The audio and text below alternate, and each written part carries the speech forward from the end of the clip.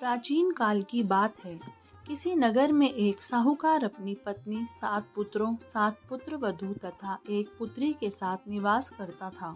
साहूकार की पुत्री का नाम करवा था। साहूकार के 7 पुत्र अपनी बहन से बहुत प्रेम करते थे।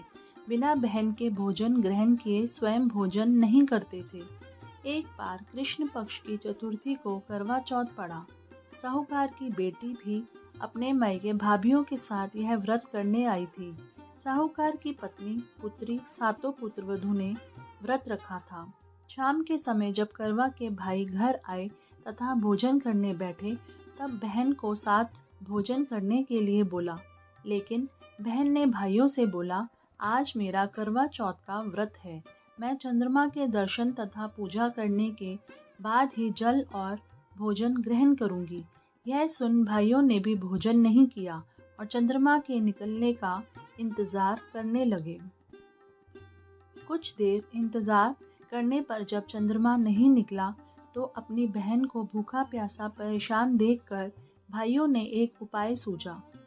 सारे भाई नगर के बाहर गए और उनमें से एक भाई ने पेड़ पर चढ़कर वहां आग जला दी और घर आकर अपनी बहन से कहा, चंद्रमा निकल आया है, चलो दर्शन कर लो और अर्घ देकर जल ग्रहण करो। यह बात करवा ने अपनी भाभी को बताई। चांद निकल आया है, चलिए दर्शन कर कर जल ग्रहण कर लीजिए। भाभी ने समझाया कि उनके भाइयों ने उन्हें भूख प्यास से परेशान देखकर नगर के बाहर पेड़ पर आग जलाई है, उसे ही चंद्रमा बोल रहे हैं। लेकिन करवा ने बात नहीं मानी और वह आग को चांद समझकर अपना व्रत खोल लेती है। लेकिन करवा के भाभियों ने अपना व्रत नहीं खोला। व्रत खोलते ही करवा को उसके ससुराल से समाचार आया, उसके पति की मृत्यु हो चुकी है। यह सुन करवा के होश उड़ जाते हैं। तब उसकी बड़ी भाभी ने उसे समझाया, आपका व्रत टूट गया है, इसी वजह से उसके साथ ऐसा हुआ है। अपनी गलतियों पर करवा को एहसास हुआ तथा उसने प्रण किया कि वो अपने पतिव्रता तप से अपने पति को पुनः जिंदा करके रहेगी और उसने अपने पति देव का अंतिम संस्कार नहीं करने दिया। प्रतिदिन शव के पास बैठी रहती और उस पे उगने वाली घास को जुटाती रहती। ऐसा करते करते 1 साल बीत जाता है और करवा चौथ आता है। करवा की भाभी व्रत करती हैं और उनसे आशीर्वाद लेने आती हैं। करवा ने अपनी सभी भाभियों से प्रार्थना की, उसको भी अपने जैसा सुहागन बना दे और उसके पति को जीवित कर दे।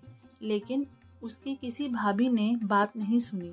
लेकिन 6वीं भाभी आई तो उन्हें करवा की हालत पर तरस आ गया और बोली, सबसे छोटी वाली भाभी से बोलना कि तुम्हारे पति को जीवित कर दें, क्योंकि उसके पति की वजह से ही तुम्हारा व्रत खंडित हुआ था, जिससे ईश्वर नाराज हो गए हैं। इतना बोलकर उसकी भाभी चली गई। जैसे ही सबसे छोटी भाभी आशीर्वाद लेने आई, करवा ने उनसे प्रार्थना की, कृपया आप मुझे सुहागन बना दें, मेरे पति को नया जीवन दें। उसकी भाभी ने मना कर दिया कि मेरे पास पुनर्जीवन करने की क्षमता कहाँ है। भाभी के मना करने पर करवा ने उन पर क्रोध से हमला कर दिया तथा उनका गला पकड़ लिया और बोली, जब तक मेरे पति को जिंदा नहीं करोगी नहीं छोड़ूंगी। हार मानकर भाभी को करवा के पति को नया जीवन देना पड़ा।